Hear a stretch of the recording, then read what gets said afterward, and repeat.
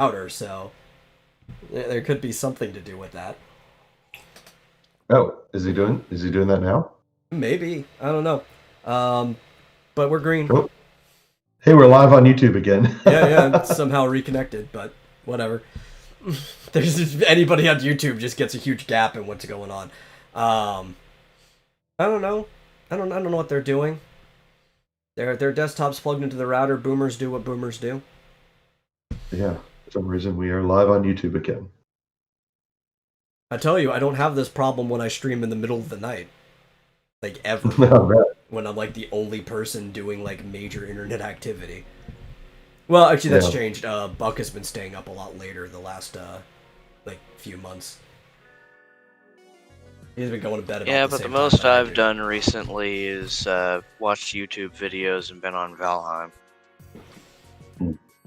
Yeah. Well, I have to tell you, downloading large games on Steam really eats up my internet. Yeah. Well, that's why like I just go in and manually pause if I have to do something. Yeah. Because the only time That's it'll right. auto pause based on your bandwidth is if you're playing a game on Steam, and then Steam Yeah. will tell the game to pause. Yeah.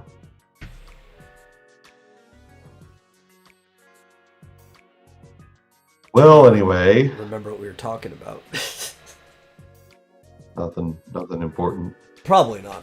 Um, The Mario 35 thing, and Yeah, we were done then with that that. got sidetracked into Zelda Dungeon Maker. F-Zero, Yeah. that's what we need. We need an F-Zero track creator.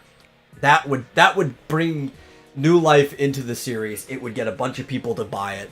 Because if you market it like something similar to like those Hot Wheels computer games where you can make your own tracks and people run it, people who had no interest in F-Zero before would get the game. Totally.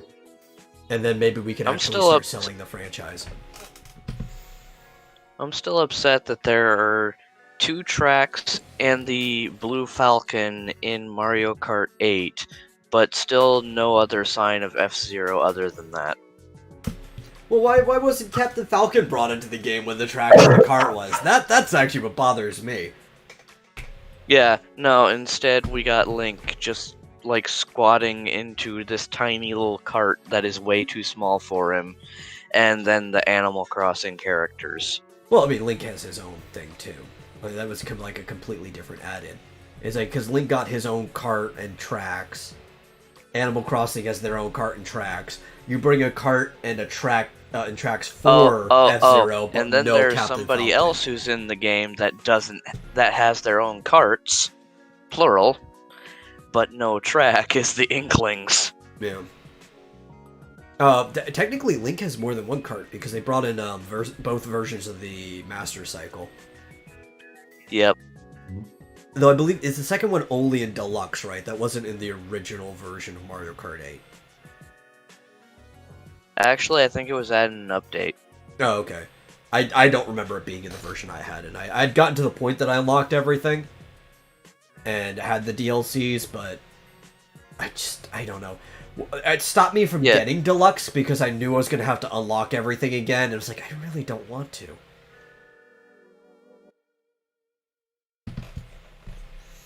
I mean, they changed the way a lot of the stuff got unlocked, so it's a lot faster. Yeah, but I still have to unlock it all, like... You know, go screw yourself, Nintendo. If you're going to come out with a deluxe version of the game, you should just be like, unlock everything from the start and just go win the cups. They at least did that with the characters, though. All the characters you unlock through gameplay are available right off the bat. Yeah. Granted, I'm still upset that I'd have to go back and play 7 on the Wii in order to play as Funky Kong again. The 7 wasn't on the Wii. Or whichever one was on the Wii was the last one that had Funky, I think. I'm pretty sure that one was just called Mario Kart Wii, right? Yeah. Because yeah, 7 right. was 3DS. I think it was the okay. 6th one in the series. Yeah. Yeah, And then I'd 7 have came to out plug after in. that. And then I'd have to plug in the GameCube to play Double Dash if I wanted PD Piranha. PD Piranha. Is that like a piranha plant? Yeah, it was from Sunshine. It was the one on top of the tower in the hills at the very beginning, and then you have to him and King Boo were the new characters for that one. Ever since Sunshine, PD's appeared in a few different games. He even appeared in Paper Mario Sticker Star, which is the song that I play when you guys are fighting in the desert. Endlessly Hungry. It's a PD Piranha's theme in that one. Yeah. But he hasn't been in Mario Kart since then, has he? It was only that one time. Nope. Yeah. They do that a lot. There's a lot of like one-time characters where they'll show up here and there's never again. And it kind of started in Double Dash because I believe the original Mario Kart and Super Mario Kart and Mario Kart 64 had an identical roster. Now, they had the Donkey Kong that had the shirt on. I think Super Circuit for the GBA also had the Donkey Kong with the shirt on too, because it was kind of just like identical in design to the original Mario Kart. But I'm pretty sure they all had identical rosters until Double Dash.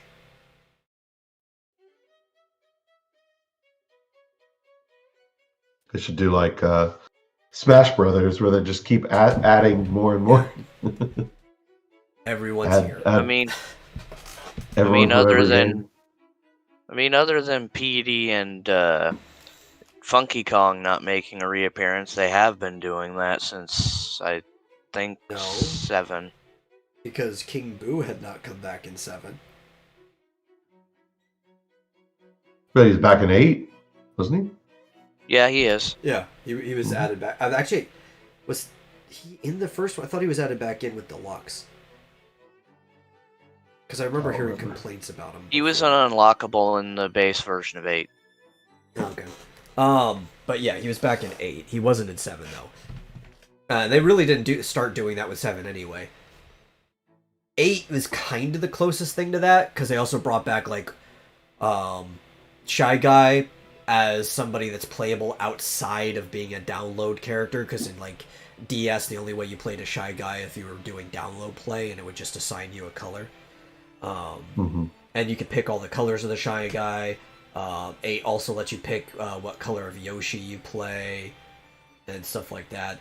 They use like the clone character mechanic in some ways, like how Smash Brothers is doing with their echoes, and you can pick a character and then a drop-down list of like characters who have the identical stats and stuff like that. I think the Koopalings work that way, right? Yeah, I'm gonna take a bathroom break. I'll be right back. Because I'm fairly certain that the Koopalings have identical stats, don't they? Nope. Oh, they don't. They're independent characters. Yeah, in Mario Kart they're independent characters because due to their sizes they have different weights. Yeah, but that's dumb. They should all be roughly the same size. Their sprites were in the original game. I mean, their sprites were, but their character models aren't anymore.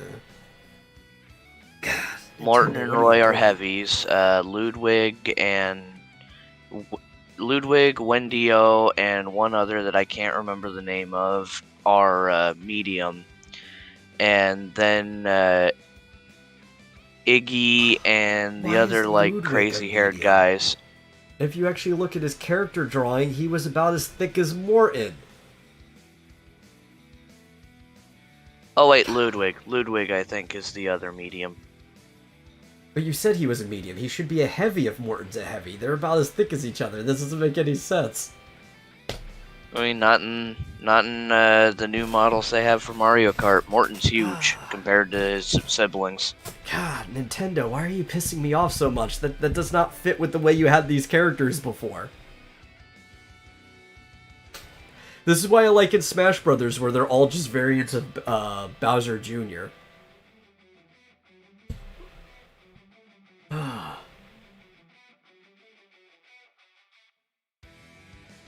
But yeah, in Mario Kart 8, they're just all different characters, and you've basically got them stretched out between the different weight classes. Yeah. You already know how I feel about 8 by comparison. All you're doing is making me like 7 even more. 7's a better game. It's mechanically tighter. I mean, if you put 200cc in 7, I'm sure it probably would operate way better than it does in 8. 8, I don't know, 8 feels kind of lazy, from, like, at least the mechanic standpoint. If you control it, like, things slide too much. Oh, we're red again, aren't we? Yeah. Ah, dang. Yeah, I think so. Yep, it says 0 kilobits. It happened just about, like, right when Marsupial came back.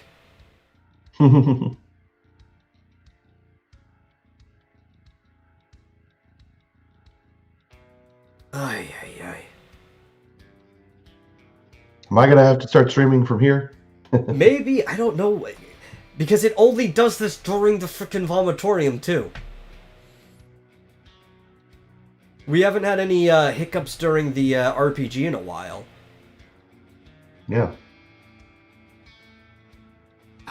Okay, it'll probably turn green in a second. I'm getting kilobits in the thousands range again. Yeah, we're back on Twitch. Yeah, I don't know. I think it's boomers being boomers. I think that's what's causing it. Because it happens at about the same time every single time. Yeah. Seem to be back on YouTube as well.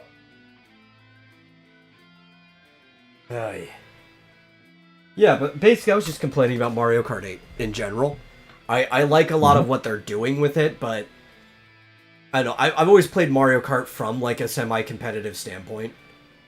And I think if you're lighthearted about it, right? Because you don't want to take Mario Kart too seriously.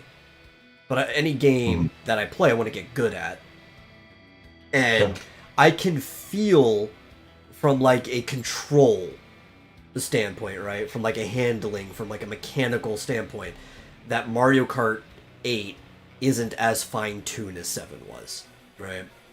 And it doesn't stop me from playing the game, but it makes me want to play 7 every time I pick it up because 7's just a better game. And I feel like if you took something like 200cc, which is a mess in 8, right? It takes forever to even get remotely good at it. And even then, it just really doesn't matter if you're good at 200cc. That if you put that in 7, it would have been a lot different because of how much more mechanically tight 7 is. Did they not have like a hard mode in 7? Well, so the engine class isn't really like a hard mode or easy mode, though when it comes to the AI for the Grand Prix, they do make the AIs tougher at the higher engine classes because it's supposed to be, as things get faster, they want you to be getting better at the game. But 150cc mirror was the hardest you could do in 7. Which tends to be like the hardest mode in general. Yeah. In most games, and then they added 200cc in 8. That was the first time that you did 200cc was in Mario Kart 8. I actually got screwed up in DS because I had gotten pretty good at playing against other people, and for a while I had to stop playing 150cc mirror because when you play against other people, most people just play 150cc normal. And I was just so used to the tracks going the other directions. Like I gotta reorient myself with the normal tracks now if I'm gonna play against other people.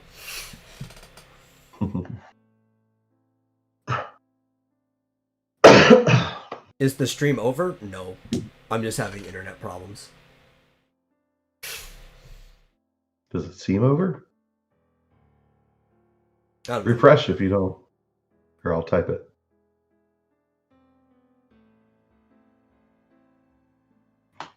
Yeah, refresh if you don't see us. Pope Raven. He's just trolling, as always. Probably. Hi, Pope Raven. I think my nose is also bleeding. Out of nowhere. I'm fine, though. Random. So guess what's coming out in 3 days? Oh, what's coming out in 3 days? Wait, 1, 2. I guess Tuesday. Story of Seasons, Pioneers of Olive Town. Nice! I've been waiting for another Harvest Moon game. I actually had this conversation with somebody earlier, right? Not today. I actually told Buck shortly after. What was like a week ago almost now? Where I was talking to somebody in a Discord, and they're like, I really like Story of Seasons, but I wish they'd make another Harvest Moon game. And I'm like, they're the same game, right? Story of the Seasons is actually the name of the series, and we've gotten to the point that we just stopped calling it Harvest Moon here in the States. Like, Story of Seasons is where the series picks up. Just buy those, you're buying Harvest Moon. Although, let's see. I mean, there are also Harvest Moon games. Yeah, but like the actual branching series is called Story of Seasons. If you go look up Harvest Moon and you look up what series it's in, it will say Story of Seasons. They are the same franchise. And somebody's like, I just wish they'd make another Harvest Moon. That is Harvest Moon. This is the game. If you don't like the direction it's gone, which, Concerned Ape didn't like the direction it went either. They have games where people went back to the roots and made a new game, like Stardew Valley. Well, interestingly, Harvest Moon One World just came out 2 weeks ago for the Switch. Oh, did it? So 2 brand new Harvest Moon games. One of them is Harvest Moon. I didn't even know about that one. One World, that is out now. And the other one is Story of Seasons, Pioneers of Olive Town, which is coming out in 3 days.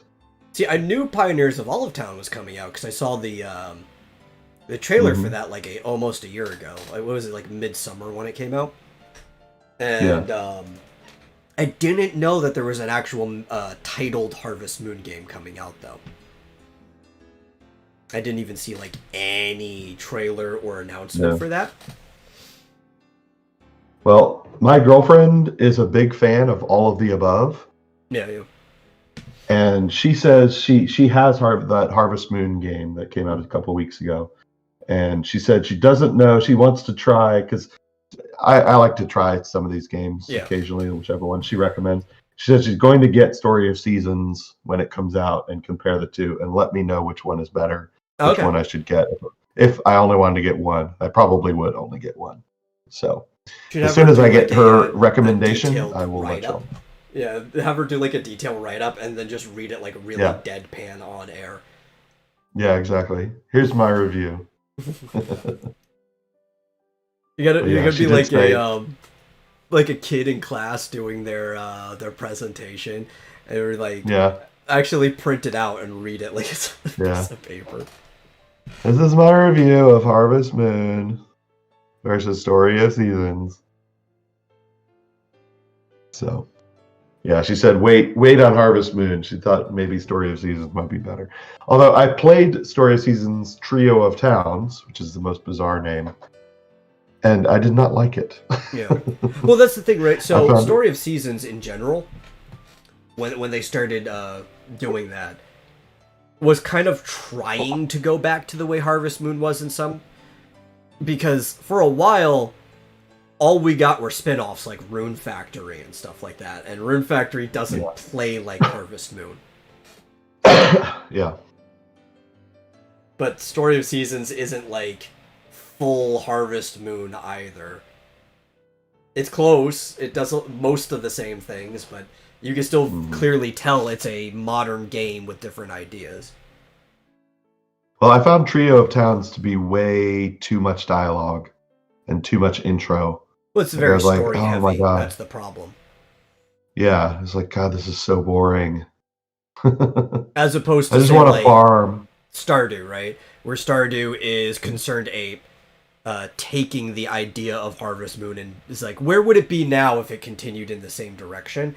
And it's like, is the game story heavy? No, there is a story to the game, but it's very light because it's supposed to be your story, kind of like how Harvest Moon was. You can pick who you date and stuff like that, and you can figure out how you're going to get a good enough score to pass by the time the second season is over.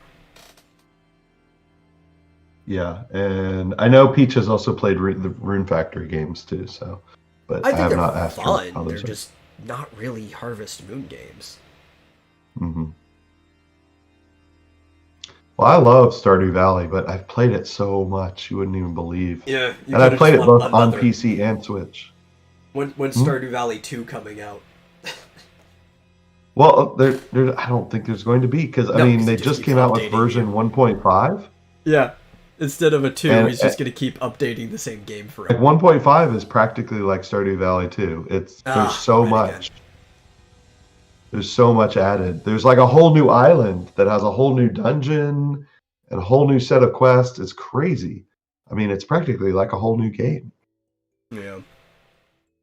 In fact, you can even spend all your time. You can go to the other island and you can sleep there instead of in Stardew Valley. You can basically play the whole game on the new island if you Yeah, I'm want. just letting you know we're dead. Really? Yeah, well, we were for a second at least. It was red. We might be fine now. Okay. It's green. I don't know if we fully I guess- disconnected. There might have just been buffering. Yeah. It might catch up with what you just said. I just didn't want you to go spieling on too long if we weren't actually live.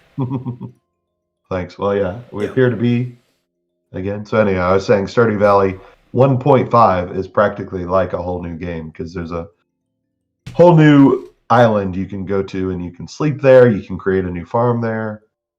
It's crazy. Yeah. Like there's a whole separate farm that you can create. It's insane. Slight hiccup, not too bad, says Mr. Squeaker. And I don't even think, I'm not sure if this is right. Like I'm looking at my Steam and it says Stardew Valley playtime 410 hours. I feel like I played more than that. That may sound crazy, but I think I played more than that. Yeah. Maybe Well, not. it's kind of like so the DS didn't keep track of global playtime. You could only look at like say an individual file if the file would tell you. And the only way you could look at your playtime in Animal Crossing Wild World was by using the action replay because it would pull up the debug stuff. And on my last file, it said I had played for like 600 hours. And when I said that, one of my brothers was like, no, you had to play way more than that. I was like, well, yeah, but this was the third time that I restarted the town. I probably played over 3,000 hours of Wild World, realistically speaking. Over the course of like 11 years, but, you know. Yeah. Well, I've played, Oxygen not included. I played apparently for 1,500 hours. Yeah. Well, I filled out the catalog twice. Sorry? I said, well, I filled out the catalog twice. So knowing that about Wild World is like, yeah, it had to have been at least over 1,000 hours. Yeah. I was addicted to Oxygen not included, I tell you, for a while. Like, I just play it over and over and over. And the thing, like, originally, once you got to space, there was not much more for you to do. So I just start over and play again. But now they've added a whole bunch of new stuff that I haven't even gotten around to playing. So. Well, this is what I'm thinking, like, if you were going to do a Stardew Valley 2, I think the idea of it would be to bring in some, something similar to, like, Animal Crossing mechanics. By having, like, a slight randomization to the structure of the town. And people being able to go and visit other people's farms and towns. Instead of just multiplayer. Like, I would understand if you limited that to, like, after the main seasons were done, like, after you got your grade and stuff, because you could still keep playing after that point. But if you were in the end game, being able to, like, visit other people's things, that'd be cool. Like, if you did a sequel, that would be the direction to go. Yeah. Well, speaking of Animal Crossing, what they should add is bug collecting like they do in Animal Crossing. Yeah. I mean, you've got your fishing, you've got farming.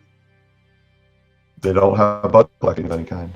Yeah, and it's like, a lot of people compare Animal Crossing and Harvest Moon a lot anyway, even though they're really like almost polar opposites of games in the same kind of like general category, because they're both life simulation games in the countryside, but they're very different games. I feel like people who tend to compare them are people who are maybe into one and not the other, or only casually into both and aren't really paying attention, because like Harvest Moon is a fast-paced game.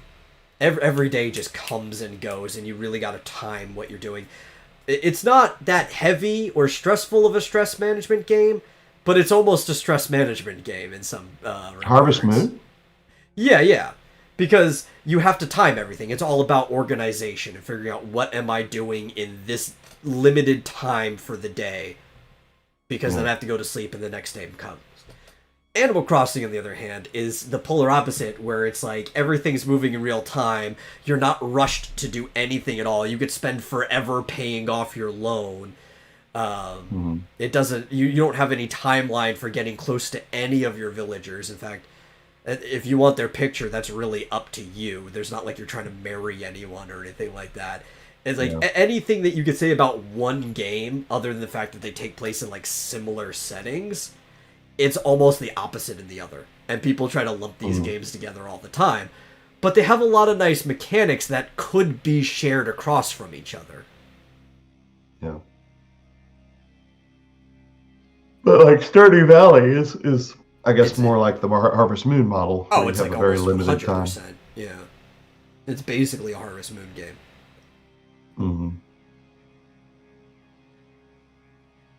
Made by one man. Very talented man. Must be a multi-millionaire by now.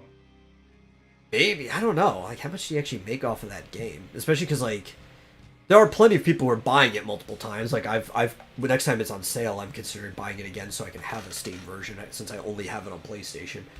But it's like, still, for the most part, you only have to own the game once because he keeps updating. Like, how much money does he make off of this one game? Yeah, I mean, that's true. That's one downside for him, as far as, not doing a Stardew Valley 2 instead just updating the existing one. Yeah, but maybe he doesn't care. Like, maybe he did it because he had a hole in the market. Like, he wasn't getting the Harvest Moon game he wanted, so he made his own. So it's probably I get the feeling than anything. I get the feeling he doesn't care. Yeah. Because just from playing the game, I get the feeling he's a bit of a, hippie.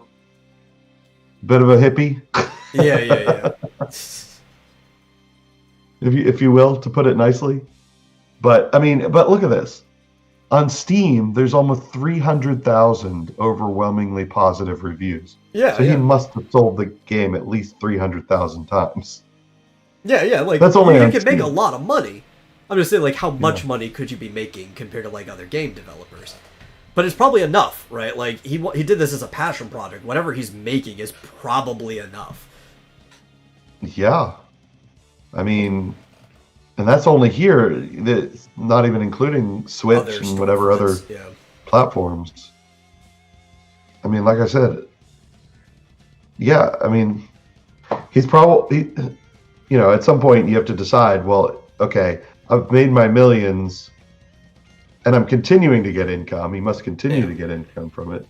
Do you really want to be like, okay, now I want to shoot for tens of millions? Yeah. Or you say, well, I'm really enjoying just playing, just improving on this same game. Well, because let's say he probably has enough to live off of, like more than enough that he could just keep it in the bank and he doesn't have to worry.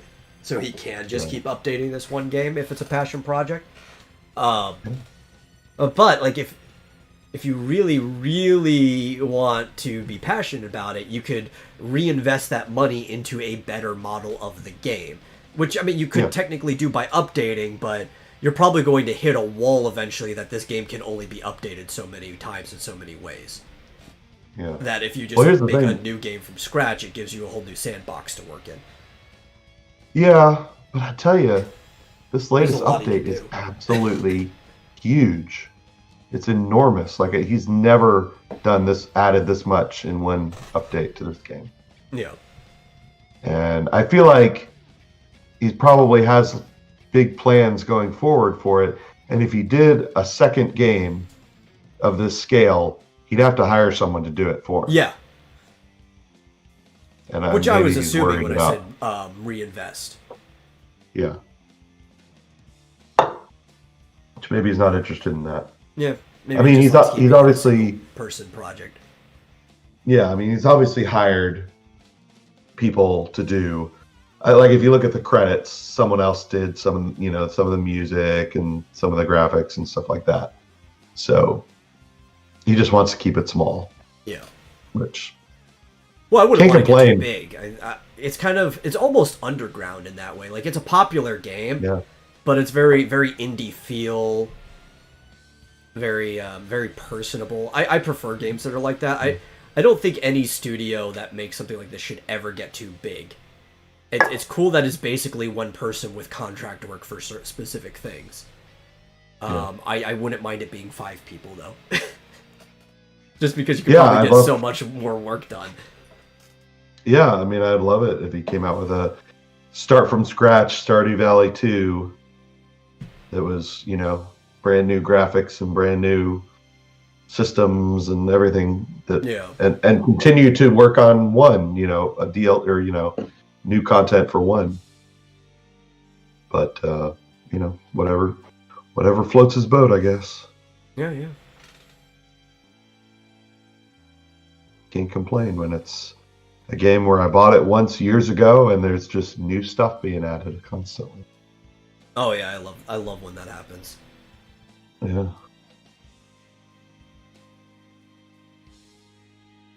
Yeah. We should play multiplayer sometime. Yeah, whenever I get it on a system where we can play multiplayer. Oh, you don't have it on Steam? No, I told you I still need to pick it up on Steam whenever it goes on sale again. The you have only it on one I Switch? have it on is on PlayStation 4, because that's what I had available back when that game came out. Oh. I was between PCs, the Switch didn't exist yet. I wanted to play the game, so all I had available was a PlayStation 4 in front of me. I didn't even realize it was available on PlayStation 4. Yep. Interesting. Do you want it on Steam? Yeah. All right. I'm Well, maybe pretty it will it's on find my its wish way in. list. Yeah. Alrighty then. Mhm. Anyway, I tried playing some multiplayer of it with Shabby, Yeah, I remember. but he was like, and then it just like didn't play it ever again. Like we played it one time, one day, and then he never came back to it. And I'm like, I dude, was supposed to play Terraria with Shabby. well, I guess he's busy. Yeah. But he's too busy making comics, man. Like he's a workhorse. Like he gets that stuff out. Can't blame him. Yeah, he does. Yeah, he does a good job, and lifting weights apparently, and doing videos of him lifting weights and reading comic books at the same time. Well, I loved his trailer for like the most recent vestry with him in the ice bath. He was like in the lake, and he was like or like in a pond with the snow surrounding him, and he came out. I did see that. Yeah. No, I like the one where he's doing like the squats and he's holding the comic book, and Yeah. I couldn't really understand what he was saying because he was kind of grunting while he was talking. Yeah, we've had Pickles on here. We need to get Shabby on here sometime. I know it's time-wise, it's kind of awkward, but I'm sure we can make it work out sometime. Or these guys. I could barely. Oh yeah. Well, hey, I'm telling you, if you harass them, we can get them on. I'm sure. You can tag me on I'm on their... I'll help harass too. Oh. Yeah, I'm on their Discord. They have a Discord. Oh, nice. They need to harass more people. I actually talk real quick. Need to harass Jason Robinson to come back on. Maybe get Nasser too. Because it was last night or the night before that, I don't remember. Secret Comics Presents relaunched for round 2, trying again on Indiegogo, and I had Jason. He was the first guest I had on the Hypogeum since bringing it back. And we had like a 3-hour talk about Secret Comics and him as an artist and stuff like that. Pretty good. I do recommend people who didn't catch it to go back and watch it. It is archived on the YouTube channel or on the like SoundCloud/podcast feed if you want to listen to it. I recommend watching the YouTube version though, because he was drawing the whole time, so you could see his nice art. But I need to get him back on so we could talk about the comic. They, we kind of ridiculed him for it too, or in a friendly way, but they didn't do a good job of marketing this thing the first time. Barely went on anything. They came here. We actually got this is when the podcast was new again. I think we literally ran the podcast once or twice before doing that, and I was surprised that it even got 30 plays, starting back over. We're getting on average more plays than that. It would be a better time for him to come on. I wish we were getting the plays we used to. Back in like 2015, 2016, I think it was closer to 2016, the second half, we were getting like between 2,000 to 4,000 plays a week. I was like, man, I wish we could recapture that. On Spotify? The SoundCloud was collecting it. But SoundCloud would pick up anything that picked up the RSS, so like iTunes or anywhere else. Someday. We'll keep working at it. Yeah. We'll find the demographic again. We lost them, but they'll find us. Well, if our friends would stop, whatever, gabbing on Twitter like they're doing right now and actually come watch us, that would be helpful. I was just looking at one of our mutual Twitter groups, and they're talking about other people's live streaming, and I'm like, hey, we're live. Yeah. Come watch us. There he is. Share us out, yeah. The man himself, he just showed up. Yeah. Elbow cough, elbow cough, elbow cough. That's right. Yeah. But yeah, we need to get Jason back on here to talk about that again, since they launched it. And anybody else who's got a project, they just contact me. If you want to participate in the normal show where we talk about a lot of stuff, we'll dedicate a whole block to your thing, and then you can talk about the other things we're talking about that day. Or if you'd want more of a one-on-one experience, which I offer, you could talk to me personally, and I can do like the Hypogeum. Or anything like that. I mean, even if Marsupial wants to do a one-on-one with somebody, I can give him the assets for that. It's whatever. Okay. I want to change the password to the Restream first, because it's one of the passwords I use for other things. But I need to just give you the information for getting into the Restream in case you ever want to host like a Vomitorium related thing. Of course, we could always do a pre-recorded thing and do a premiere or something. That works too. John Dillard. Hot damn, it's a barren wasteland out there. Finally, some quality content. Yeah. We've been delivering quality content for the last 2.5 hours. Yeah. We're almost over. We got half an hour to go. Yeah, so, let's see what else we got to talk about. I know, I'm plumb out of topics. Oh, I had some other news.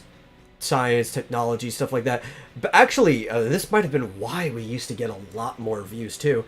The older version of the show used to be a lot more diverse in like what we would talk about. We just cover all kinds of topics all the time. Spell your name for me. No, you spelled it right. Marsupial. It's right there on the screen. Who's Malcolm? Malcolm Turzak is my pen name. That's what I use for publishing. Oh, okay. Anyway, what were you saying? Oh, well, so the show used to be a lot more diversified in topic. We would talk about, like, literally anything. But I also, in the old version of the show, which was half the length, and I always felt like we never had enough time to talk about anything in the original version of the show. Yeah. all three of the hosts, because I usually had two co-hosts on the average episode, we would all bring at least one topic to talk about, so the topics would be variable. And because other people would bring video game topics, I usually came with like more science and technology topics. And we literally talked anything from like political stuff, video game stuff, science stuff, just all across the board. Oh, yeah, so that actually is the name. Editors on your title page. I'll spell it out in the chat real quick.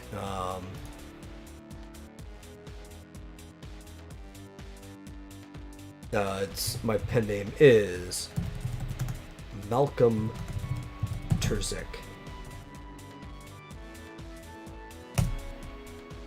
I'll just give you my real name, which you are welcome to use. Well, I mean, he'd be welcome to use my real name, but if it's going to line up with how I publish, that's the name that I publish under. Mostly because my birth name is just way too common. That's the problem. Like, common in the industry of publishing, you'd never be able to find me across the crowd. Your last name or your first? Both. My first name and my middle name are the two most common first and middle names for my surname. Thomas Richard McGrath. There's a lot of Thomas Richard McGraths out there, and the number one occupation for people with my last name is publishing, as like an author or anything else. So not even just are there a lot of Thomas Richard McGraths in publishing, there's even a lot of Thomas Richard McGrath Juniors in publishing. That's how common my name is. I have the same name as my dad. So I use a pen name because there are no Malcolm Reinhardt Terziks in publishing other than me. I'm the only one. And the initials are my initials backwards. So there's kind of like a play there. Yeah. But yeah, that's the sole reason why I have a pen name. It's like standing out of the crowd. There's like 100 Thomas Richard McGraths that are like published authors and stuff. There's actually a famous poet that's a Thomas McGrath from Ireland, and it's like. Yeah, Peach always makes fun of my name because she's like, it's such a generic American name. Like, what's up with that? Dude, human interest are good topics. Some of my favorite, like one of my favorite episodes that we've had on the Vomitorium was when Diller came up and we started talking about like animals that want to kill you. That's the type of stuff, like we used to talk about shit like that on the Vomitorium all the fucking time. Animals that'll kill you? Or just random things like that. Back before you took over, my previous co-host, there was a whole episode where we just started talking about ghost stories and stuff like that. It was like, real stories that people would tell, and even some of our own personal experiences. It's like, some episodes were just random shit, and it was fun, and then people liked that. Yeah. So now we're going to talk about space debris. Oh, okay. I was going to say I could always retell the story of. Oh no, never mind. When you got shot in the leg. Go on. Space debris. Is that what you're going to bring up? Were you going to bring up when you got shot in the leg? Yeah, maybe. I've already told that story. Yeah. So, space debris. Yeah. So the thing is too, I saw two different related stories about it at the same time, so I thought it'd be fun to talk about together. And it has to do with the whole Space Force as well, which I'm still kind of pissed off. Well, not pissed off. I'm more disappointed than anything. But they decided that the actual units, or like what they were going to call the Space Force, were going to be Guardians. Okay. Which I think is kind of gay. It sounds too much like the game Destiny, because everybody in Destiny are Guardians. They should be Space Marines, damn it! Yeah. Hey, service brings citizenship, right? Yeah, service guarantees citizenship. Yeah. We need our Space Marines. That is the manly name for our space units. But, so Space Force is currently really, really concerned about space junk and debris. Especially because there was a recent decommissioned satellite from the NOAA that is breaking up. It's a weather satellite. And it's just adding more junk into orbit. We have a trash field, right? And a lot of people don't understand this. There's literally an orbital junk field none of it's close enough to really be a problem because people don't understand how big orbit is. That no matter what we put in there, so far it hasn't filled up. We don't have like trash blotting out the sun. A lot of the stuff are like kilometers apart at best.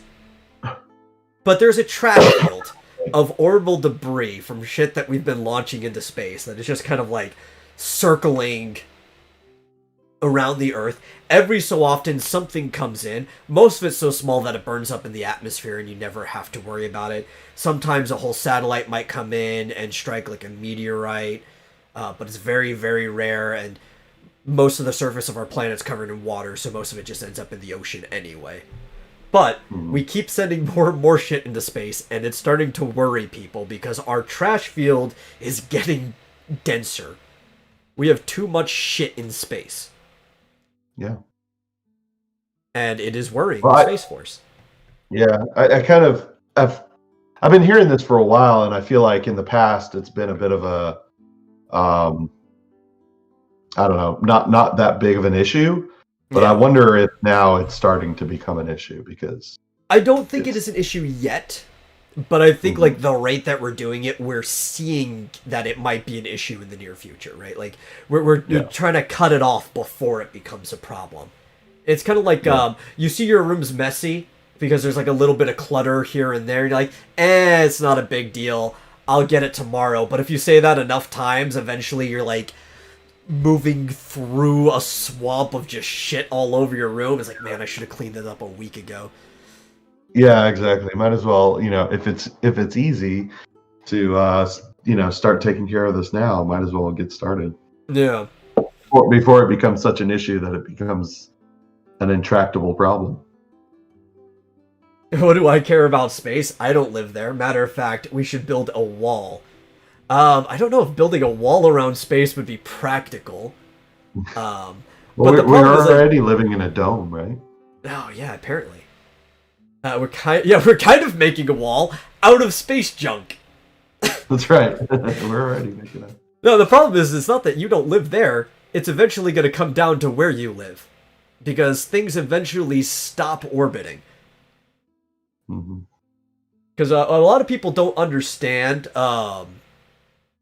what orbit is, right? And a simple breakdown is to be in orbit in a planet means that you are at a certain distance and speed that you can retain escape velocity. So functionally, you are in free fall at an angle that you will just continuously be in free fall around the planet. That's what orbiting is.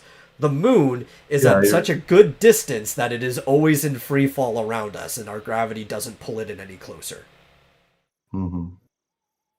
Yeah, you're falling. You're always being pulled to the center of the biggest mass near you, but basically you're missing. By the time you get there, you've missed, and you kind of ended up here. Okay, now I'm falling this way, and now I'm missing. Yeah, you're at a tangent.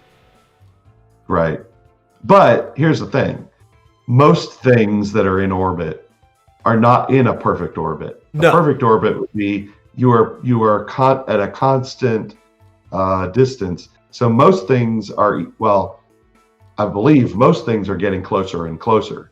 Yeah, well, what happens is most orbits are elliptical in nature, right? And what happens is they tend to get tighter, like one side gets in closer over time. So eventually you hit this tipping point of either you're going to get too close in that you fall back into gravitational pull, or at the stretched out part, you're too far out first that you just launch out of orbit. One or the other happens. Interestingly, the moon gets farther away every year, right? Constantly getting farther. Yeah, it's very weird. Part of it has to do with the nature of its orbit, because the moon is also tidally locked. Which means that its rotation is in perfect sync with its orbit, so it never changes the way it's facing us. Yeah. Exactly. There is no dark side of the moon, but there is a dark side from our perspective. We never see the other side of the moon. Yeah, it's the no information side. That's what dark means in that case. Yeah. It's the unknown side of the moon. Yeah. It does see every side of the moon sees the sun. Yes. But not every side of the moon sees the earth. How you doing, Dillard? He's muted. Oh, I'm doing great. I just had my microphone off because I'm outside. Oh, okay. I'm trying to barbecue. But you know how it is. yeah. I do know how it is. But yeah, I mean, realistically, how much is it going to cost to clean up space, to find, capture, and clean up space debris? It actually doesn't have to cost that much. No Wow. more or less than putting up. So we could launch a new satellite, right? Which we're going to launch new satellites anyway. Now that's thing that's already going to happen, and we already have people up in orbit too. So realistically, we could put some type of capture system, like a net or something similar. It could actually be a net unless it was made of like graphene, because you need something with very, very small gaps in it. Well, aren't when every time something goes into orbit, is it always going into orbit at the same speed and in the same direction? No. Or is this space debris flying every which way at, hundreds of thousands of miles an hour in opposite directions of how you're traveling? No, the space debris, it's usually it's in the same current but at different speeds, which is why they fall down at different rates. Oh. Yeah. Here's the thing. We have to do this because Eventually. satellites that we rely on are going to start hitting this shit. Yeah. I mean, satellite that, that our phones rely on to work, and GPS and stuff like that. They're eventually going to start hitting this shit. Now, that's the question: is at what point does it become cost effective? Is it something we should get going on now, or something we should wait until it becomes more? Well, I think that I agree. I agree that if there was no space debris at all, that would probably be better. I do agree with that. I just don't see, and what I'm saying is, I don't see how you're going to be able to come up with a plan that actually works, rather than just spending trillions of dollars and nothing actually working or happening. So I don't think it's a solution that will come now or should be done now. We should just start the solution while we can. I think it's something better done after there is a space port, like an actual something bigger than the International Space Station. You're talking about like the war on drugs. No, I'm not talking about that. I think there's we higher start priorities. Funding it now, and all of a sudden, we're paying for it for the next 30 years. The thing I'm getting at is it would just be a byproduct of something we should be doing anyway, not something we should be focusing on. If we're going to do space exploration, we need a spaceport. End of story. What, Elon Musk guy thinks that we need to foot the bill for that instead of him? He's the one trying to get into space. Oh no, I think he should fit the bill. But a spaceport needs to be done. Once there is a spaceport, you could use smaller shuttlecraft system, and basically the equivalent of community service in space, I guess. I mean, it would be all trained professionals, but after you have smaller shuttlecraft system that can return to the spaceport, then it would be feasible to clean up some of the space junk. I don't think we actually should be launching satellites to do that at all. It's something that should be a byproduct of a longer term thing that we should be doing anyway. Well, what if we just is it impossible to not create space debris? It depends. Is it impossible to not launch new satellites when the ones that we're using are going to break down anyway? Like, eventually we do need to put new ones up in space. Launching a new satellite is guaranteed to produce space debris? Over time, yes. Like I said, if we just stopped creating new, wouldn't all of it just eventually fall into our atmosphere and burn up? Eventually, but we'd also no longer have GPS or anything that we use satellites for. Yeah, but GPS satellites would not be considered space debris. Well, they'll become space debris eventually. They don't last forever. We've already replaced satellites. The space debris that you're talking about cleaning up are the old pre-existing satellites that have been decommissioned or something? Yeah. Like, even one of the ones that I just brought up, I don't know if you missed it. Yeah. It's a lot of different stuff. But like I just brought up, there's a decommissioned NOAA weather satellite that is breaking up, and that is now space debris. Like, what the hell is Noah doing in space anyway? They just stay in the goddamn ocean where they belong. They need to put some more of them goddamn earthquake boogies on and spend money on that shit. Yeah. I'm tired of these constant tsunamis and bear attacks in California. I don't know how they're gonna help you against your bear attacks. I think you just need I don't know, like a machine gun, maybe a missile launcher. I think that's probably the only thing that's gonna help you. California. Yeah. I can't have a machine gun here.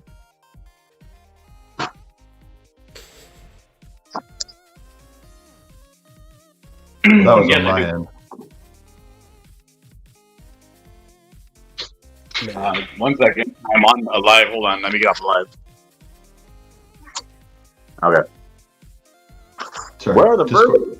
Discord flaked out on my end, Oh, okay. but I'm back. But yeah, we're going to have space debris, even unless it comes down. And honestly, this is a scary thought because eventually the International Space Station is coming down. Luckily, it's prepared. It's got a lot of parachutes and things to help it come down safely. But eventually, the ISS will come down. That's almost inevitable. Everything we send up, unless we find some way of jettisoning it outwards in space, will become space debris that we have to deal with. Well, here's what I like about this. From the article that I'm reading on NBC News. There's a private company called Astroscale that is working to remove the space debris. Now, obviously, they're going to be commissioned by a government, presumably, and get government money, but they can still have competition and bid and try and get this done at the lowest possible price, lowest possible cost. So I like government, hiring private contractors to do this kind of stuff. It's probably going to be more cost effective Than just throwing like money at NASA. Yeah. Don't have NASA do it. NASA should be in the future, or even the present now, since we're starting to get there, more like air traffic control. Like that should be the job of NASA. That's not a bad idea. Yeah. Yeah. I mean, people like SpaceX can actually do the missions, and Astroscale or whatever can do the cleanup, and NASA can be basically like mission control, TSA. Yeah. And maybe they should be also more like a space patent office, because NASA's done so much work for the development of space travel that it's really dumb that a lot of these places, due to restrictions and regulations until SpaceX got in good with them, had to basically start from scratch without any of the information that NASA has. Yeah, that's a little crazy. What? I don't know. Why are they not working with NASA to sort of? They are now. But some of these, I don't even understand. Like, there's been a lot of these videos lately of SpaceX testing stuff, and I'm like, why are they unable to do stuff that NASA was able to do 20, 30 years ago? I don't know, because like a lot of the early SpaceX stuff was just awful.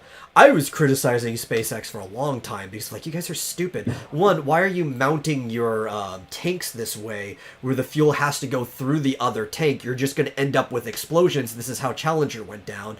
Why aren't you learning from the past? Like, oh, you actually don't have access to their patents or anything like that to be able to do that, to even pay them for access to it. And I'm like, why?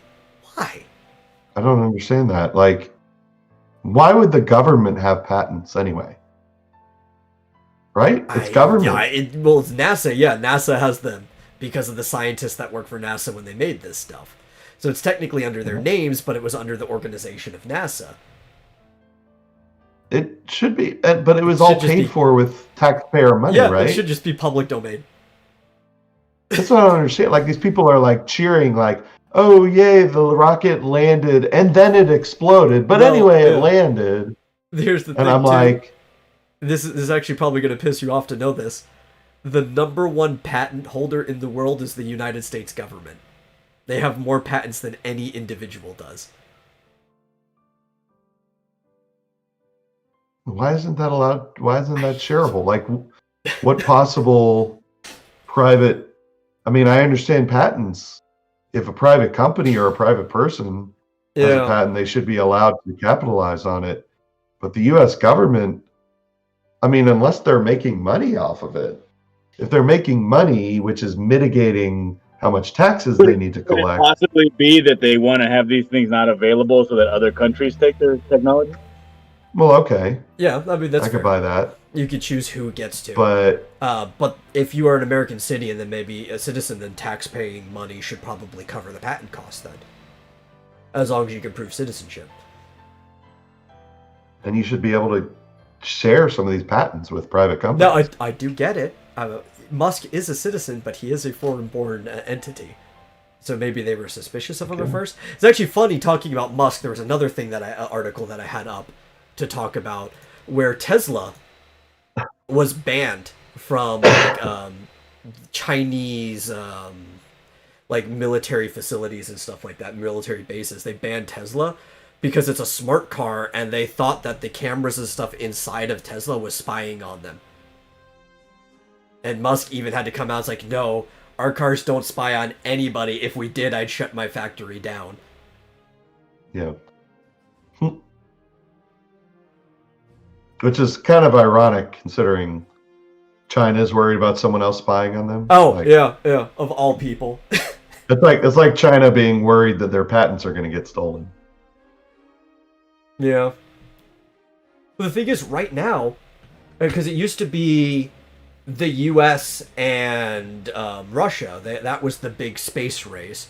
Right now, it's the U.S. via private companies, because private companies are doing most of it, against the Chinese Communist Party. That's the current space race. Like, China is the competitor in space at the moment. Yeah.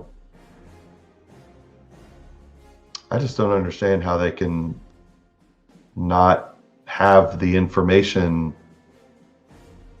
I mean, I can't get excited. There are certain things that were public information, like patents that you could look at and stuff, that Musk's various facilities had access to, depending on what you're looking at, and they still went through with things anyway, like Hyperloop, right?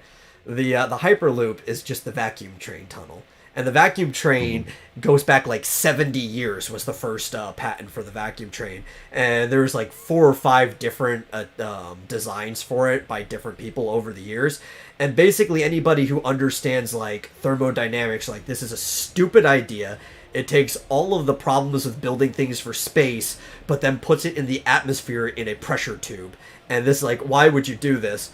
And now that they've gotten far enough in the Hyperloop, their plans have basically changed to turn it into a bullet train, like the maglev, because they're realizing that a vacuum train is stupid.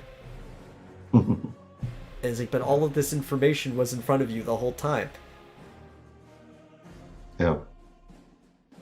I'm pretty critical of Musk. I like that he's doing. I like that he's investing in things. From an investor, I like him from that standpoint, but I don't think he understands that much about the science behind the things he's investing into, and has made a lot of really dumb investment decisions regarding that. Yeah, I can't get excited about them failing. I think that's what I like most about Musk. Is that he makes a lot of dumb decisions. It's that he's making the decision you know what?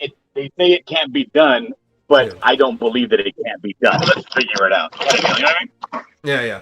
Yeah, but then to a degree, I agree with that, but there are certain things in thermodynamics that you just can't bypass. Yeah. Yeah, that's what they say. Well, let's see.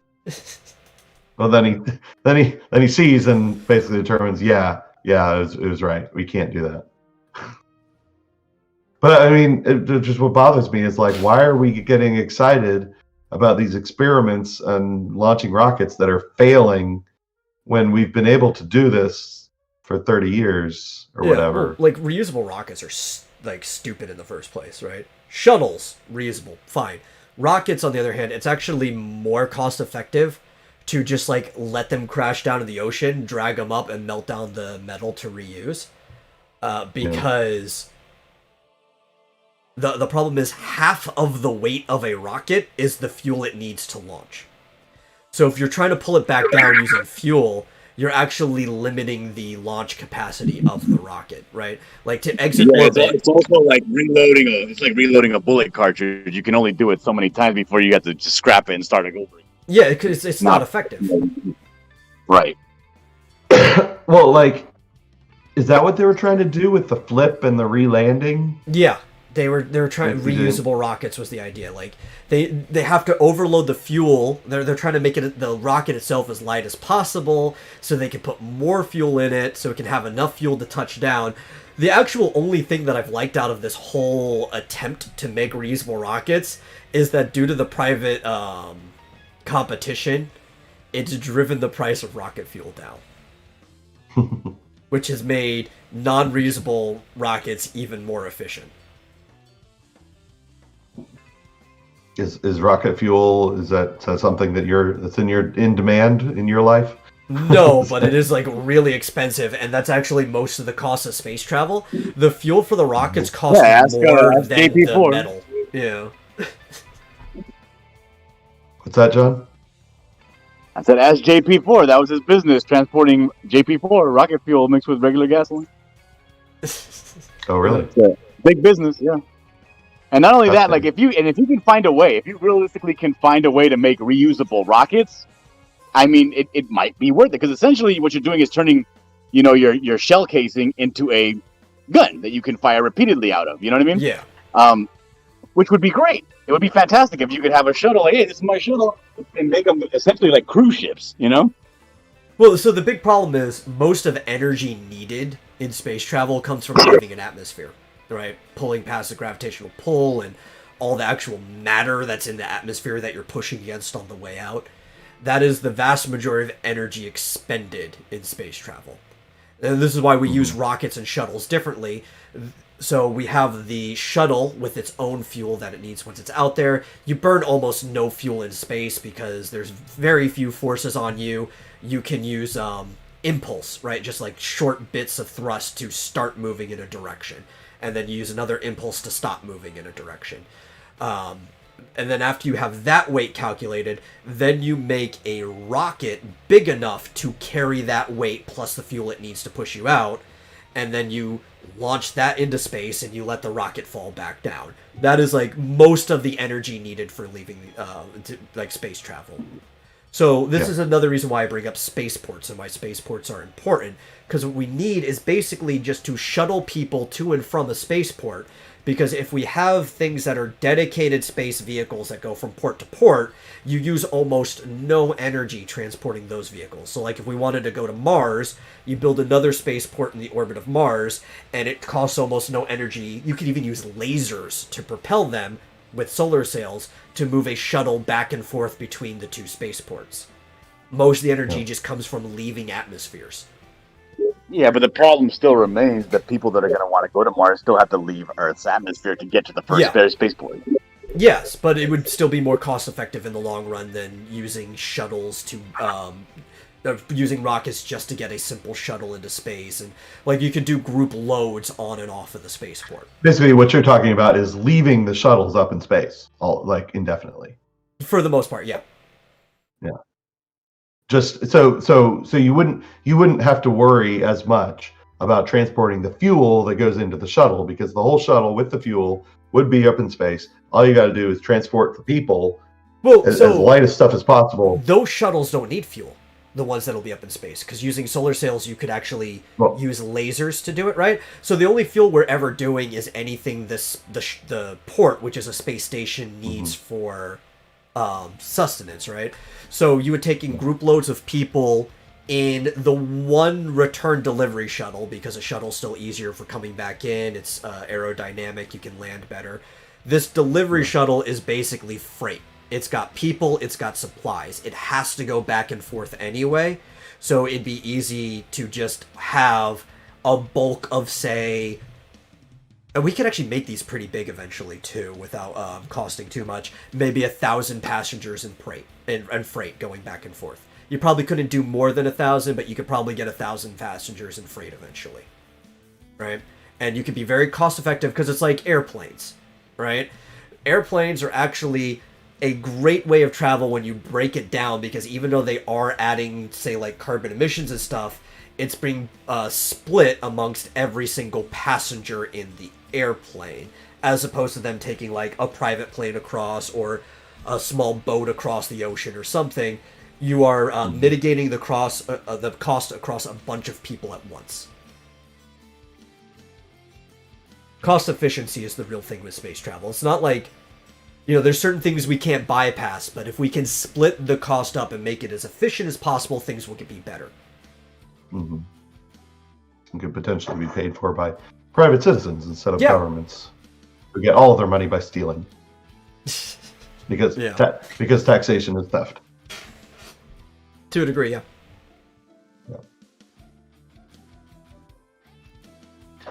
But anyway. Yeah. I'm sorry, that doesn't make any sense. I'm sitting here racking my brain, and I'm trying to think of a way that's used here on Earth, and it just doesn't equate. The main issue is still getting in and out of our atmosphere. That's where the problem will always be an issue. Always going to be. Yeah, that will never go away.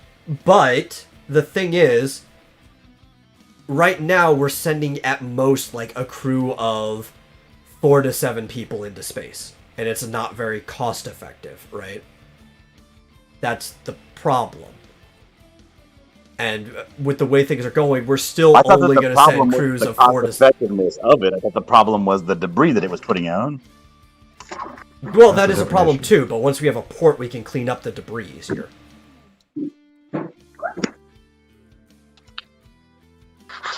I just don't see how. I'm sorry.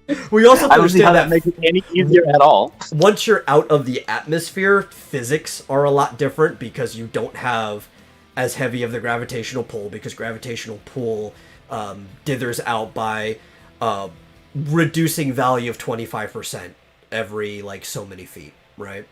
It'll always be there. Everything's always exerting gravitational pull. You and I are exerting gravitational pull on each other. It's just so minuscule that it doesn't matter. Your mama exerts gravitational pull. So once you're in space, there's less gravitational pull on you. There's no atmosphere that you're pushing through, so you're not expelling energy by bumping up against particles. There are particles in space, though, just very few. Everything becomes more cost-effective once you're in space. You could have shuttles out there, right? Like we were talking about, a permanent shuttle that is just for collecting space debris.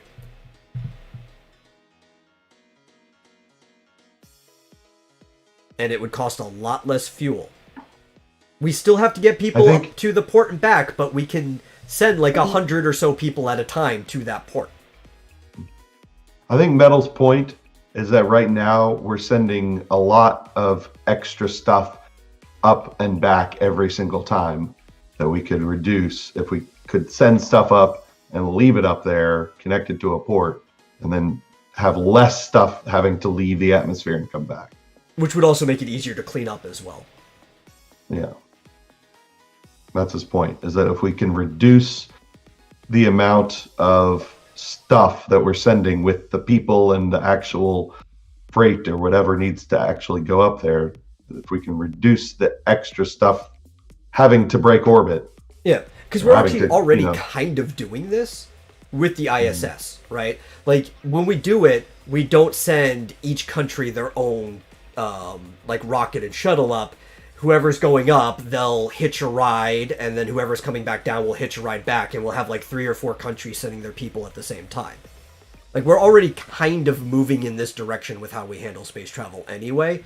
We're just a few years off of making it more efficient because we're not aiming at that. It's naturally happening, but we're not actually aiming at that as a target. To me, it'd be cool if they didn't even have to send up a whole shuttle every time, because they'd have a lot of the transportation vehicles already up there that they could just leave up in space. And then all they need to really do is send an Apollo-style module, very small. Something that can still land on re-entry very well, even if it's... Yeah, potentially. Yeah. But something smaller and lighter. Yeah, the reason a shuttle works in this case is it would be harder to maximize the number of people that could go into an Apollo style thing. Like if we're keeping to the number of people that are going up now, that's fine. If we're trying to increase the capacity to like 100 or more people, it would probably still have to take some type of shape like a shuttle, just because of the weight of coming back in. Yeah. Okay, because like from what I know, or whatever the common knowledge is, doesn't the space station travel something in the neighborhood of like 8 miles a second? Yeah, it's in constant free fall. That's how it retains orbit, because it's only like 300 miles up. Right, like something like incredibly fast, though, right? Like something like many more times the speed of a bullet. Mm-hmm. Now, if there are things moving at different speeds up there in the atmosphere, like what is has there been a scenario or a case yet where a piece of debris has hit something? Yes, and not what the station. exactly did it do? We've had debris hit satellites. Nothing that's done critical yet. It just needs recalibration, but it has happened. Like it doesn't like punch a hole straight through it. Could. Yeah, but depends on how big we're talking about. I mean, yeah, it was anything like a that has happened collision. Like you bump somebody when you're both going the same speed on the freeway. Yeah, well, that's the thing too, right? It depends how different the speed is, because speed's all relative. So if something's going, say, 300 miles per hour and something's going 302 miles per hour, between each other, that's only a 2 mile per hour difference. So that's what it feels like. They still have a lot of momentum, but they're also, canceling out a lot of the momentum too, just because of the velocity difference. Yeah, I'm just saying, like, if the major things, right, like these space stations that have run their course and they no longer are effective, or and they're getting old. Let's say you collect the big things, the things that are moving at a rate that you know that they're moving at, and the smaller things. If we just leave the smaller things, well, yeah. That's the problem, right? We're only worried about the big chunks at the moment, because the smaller stuff, most of it will just burn up in the atmosphere anyway when it re-enters. These big chunks will come down like meteorites, though. Okay. Yeah. All right, that makes sense then, I guess. I guess it makes sense to try to do something about that. And it sounded like we were talking about two different topics as well for a while there. Yeah, well, I mean, the second topic feeds back into the first one, especially because I did bring up early that having a spaceport would make it easier to clean up this debris. As opposed to putting out nets and hoping it catches, because there would be a speed difference, but it's still a relative speed difference, so you're like, is this going to work at all? It'll work on some things, not most things, because they're going near the same speed. And that's not what I'm seeing is this article about this company Astroscale that's actually they're not talking. Yeah, they're going they're right now they're testing out like they're sending a 400-pound servicer satellite and a 40-pound client satellite, and they're having the big satellite try and go catch the smaller one. Yeah. What's great too, if we were talking about building a spaceport, we have a natural satellite that, using craters for protection, we could easily build a stable spaceport on, and that's the moon. Because there are some craters that have high walls that would be protected against meteorite strikes. We've even seen it because we see smaller divots outside the crater walls. So it's like these larger craters that were made by early, like, giant collisions actually act like a protective shelter against these smaller strikes. If we could build a spaceport on the moon, because it takes almost no energy to leave the moon. It's got such a low gravitational pull that you actually could just, like, use an impulse to kick off and then use a laser to continue trajectory to wherever your target is. Yeah. Sounds cool. Yeah. We should do that. Eventually. Whenever the money Mallet comes in right at the end to say space is fake. I agree. So is Australia. It's a myth. And apparently India, too. That's what I've heard. Yeah. And if I've heard it, it must be true. We're on the internet. We're fake. That's right. Anyway, that's about it for the Vomitorium. We're 11 minutes past. Thanks for coming on at the end, Dillard. I have fun anytime we talk about space. No, thank you, sir. Yeah, yeah. Mhm. And we'll see you guys in the next episode. And remember, as I said at the beginning, if you like the show, support it however you are. You know, like or thumbs up, whatever you got to do on whatever platform you're on. Possibly share it to somebody you think might be interested in. And if you really enjoy it, you can send it directly to my PayPal. Any amount of money. Say it's for the Vomitorium. Even $1. $1's fine. At paypal.me/IMMADAMETAL. And we will catch you guys in the next episode. Cake is a lie.